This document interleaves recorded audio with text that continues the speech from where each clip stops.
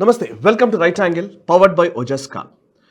Flu దగ్గర నుంచి cancer వరకు అనేక వ్యాధులకి చక్కని పరిష్కార మార్గాలు నానో టెక్నాలజీ అండ్ ఆయుర్వేదాన్ని మిళితం చేసి అద్భుతమైన పరిశోధనాత్మకమైనటువంటి ఉత్పత్తులతో ఒజస్కా మీ ముందుకు వచ్చింది. www.ojaska.com వెబ్సైట్లోకి వెళ్ళి వారి ఉత్పత్తుల్ని చూసి నిజానికి అవసరం ఉంటే కనుక వాటిని ఎక్స్ప్లోర్ చేయవలసిందిగా కోరుతూ ఉన్నాను.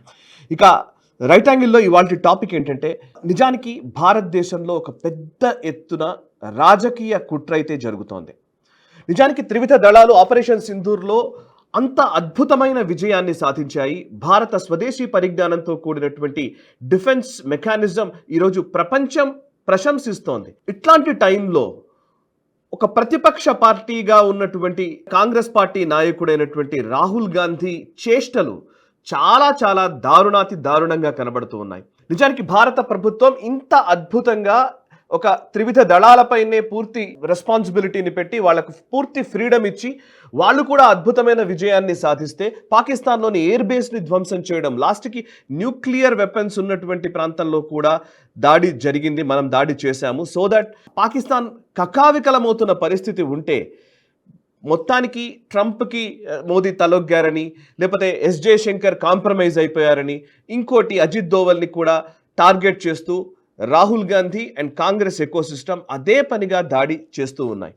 నిజానికి ప్రజాస్వామ్యబద్ధంగా ఈ దేశంలోని ప్రతిపక్ష పార్టీల్లో ఉన్నటువంటి నాయకులను ఒక డెలిగేషన్ లాగా భారత ప్రభుత్వం తరపున విదేశాలకి పంపి నిజానికి మన భారతదేశపు దౌత్య నీతిని చాలా అద్భుతంగా చాటుకుంటూ ఉంటే, ఇంకొక వైపు కాంగ్రెస్ పార్టీ చేస్తున్న విమర్శలు ఇప్పుడు నిజంగా పాకిస్తాన్కి చైనాకి అస్త్రాలుగా మారుతూ ఉన్నాయి.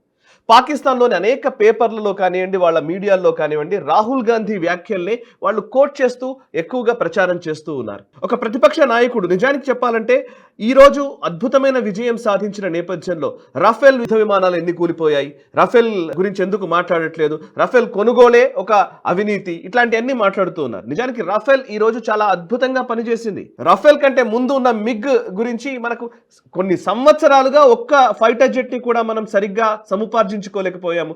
వరల్డ్ స్టాండర్డ్కి తగ్గట్టుగా, అంటే పెద్ద పెద్ద దేశాల డిఫెన్స్ స్టాండర్డ్స్కి తగ్గట్టుగా మన దగ్గర ఫైటర్ జెట్సే లేని పరిస్థితి. మిగ్గులతో మనం కొట్లాడిన సందర్భాలు, ఫ్లయింగ్ కాఫిన్ అనేవాళ్ళు వాటిని. సో అదేమో చేయలేదు. సో వీళ్ళేమో ఇప్పుడు ఇంకా మాట్లాడంటే, ఈవెన్ అప్పట్లో ఎన్ఎస్ విక్రాంత్ ఎయిర్ క్రాఫ్ట్ క్యారియర్లో రాజీవ్ గాంధీ గారు తన ఫ్యామిలీ పార్టీ చేసుకున్నారన్న విజువల్స్ అప్పటి రిపోర్టింగ్ చేసినటువంటి జర్నలిస్టులు కూడా మన దగ్గర ఉన్నారు. సో ఆర్మీ విషయంలోనూ త్రివిధ దళాల విషయంలోనూ ఎటువంటి గౌరవం లేకుండా ఒక ఆర్మీ చీఫ్గా ఉన్నటువంటి బిపిన్ రావత్ గారిని, వారు బతికి ఉన్నప్పుడు నిజంగా వారు చేసిన కృషి ఎంత గొప్పది, బిపిన్ రావత్ గారి కృషి, ఆయన్ని సడక్కి గుండా అని చెప్పి అన్న రాహుల్ గాంధీ.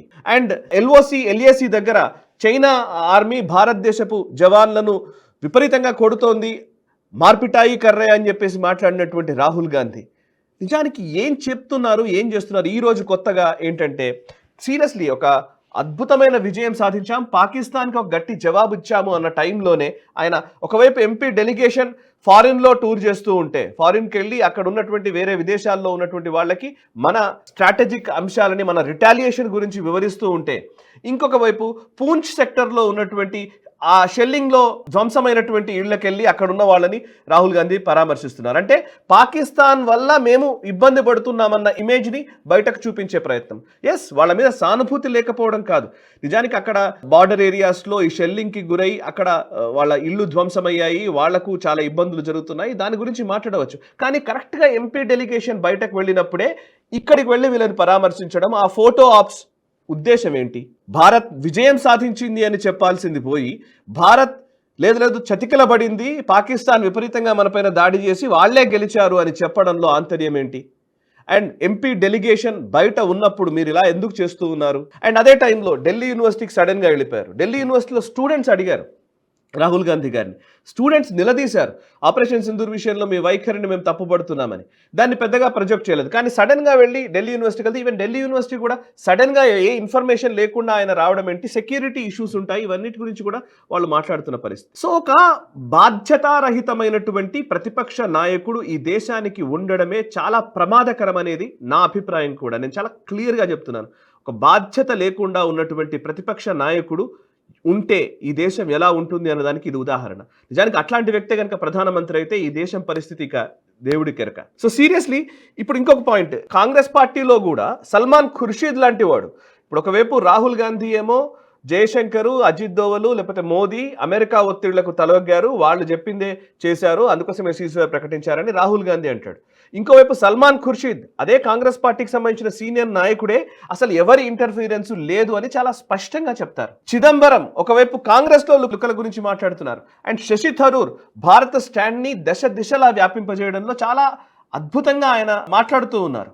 శశి థరూర్ అదే కాంగ్రెస్ పార్టీ నాయకుడు. ఇట్లా చెప్పుకుంటూ పోతే ఇప్పుడు ఆనంద్ శర్మ కూడా దాని గురించి మాట్లాడు, కాంగ్రెస్ సీనియర్ నాయకుడు ఆనంద్ శర్మ కూడా మాట్లాడుతున్నారు. నిజానికి కాంగ్రెస్ సీనియర్లకు కూడా విసిగిపోయారేమో అనిపిస్తోంది రాహుల్ గాంధీ వ్యవహార శైలితోటి, వైఖరితోటి. సో రాహుల్ గాంధీ ఢిల్లీ యూనివర్సిటీకి వెళ్ళడము, అండ్ ఇప్పుడు ఇంకా చెప్పాలంటే ఈ రిజర్వేషన్స్ గురించి ఏది పడితే మాట్లాడడం, అసలు యూనియన్ బడ్జెట్ జరుగుతున్నప్పుడు హల్వా గురించి మాట్లాడడం, హల్వా ఇచ్చే వాళ్ళు ఎవరు తింటున్నారు అని చెప్పడము.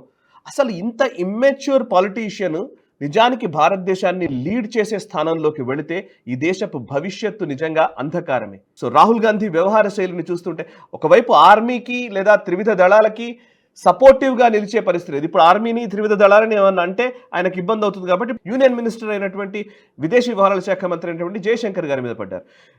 జయశంకర్ గారి ట్రాక్ రికార్డ్ ఎంత అద్భుతంగా ఉందో ఆయన వెనకాలకు వెళ్ళి ఆయన కెరీర్ని చూస్తే అర్థమవుతుంది. ఆయన చైనాలో పనిచేశారు, యుఎస్లో పనిచేశారు. నిజానికి ఇప్పుడు ఆయన విదేశీ వ్యవహారాల శాఖ మంత్రి అయిన తర్వాత ఎంత స్ట్రాంగ్గా ఒక రకంగా చెప్పాలంటే భారతదేశం ఇంత డిసైసివ్గా ఇంత నిర్ణయాత్మకంగా ఉంటుందా అని అందరూ ముక్కున వేలేసుకునే విధంగా జయశంకర్ గారి మాటలు ఉన్నాయి.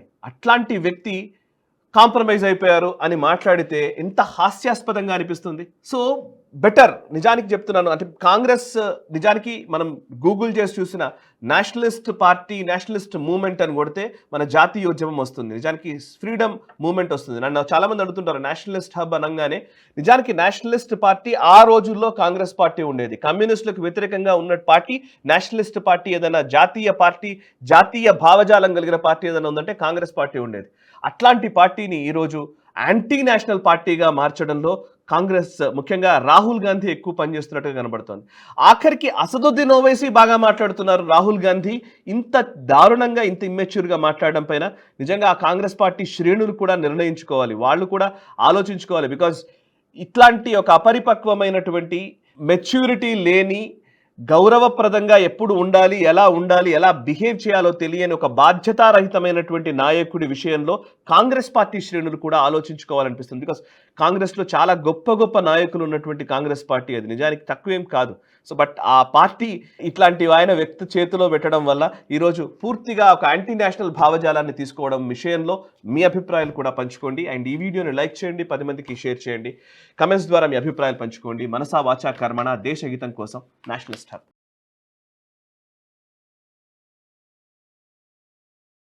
ఈ వీడియో మీకు నచ్చినట్టయితే లైక్ చేయండి, 10 మందికి షేర్ చేయండి, అలాగే కామెంట్ల రూపంలో మీ అభిప్రాయాలను మాతో పంచుకోండి. Nationalist hub group of channels ను సబ్స్క్రైబ్ చేసుకుని తెలుగునాట జాతీయవాద జర్నలిజాన్ని ప్రోత్సహించండి. ఈ వీడియో కింద ఉన్న బెల్ ఐకాన్ పై క్లిక్ చేయడం మర్చిపోవద్దు.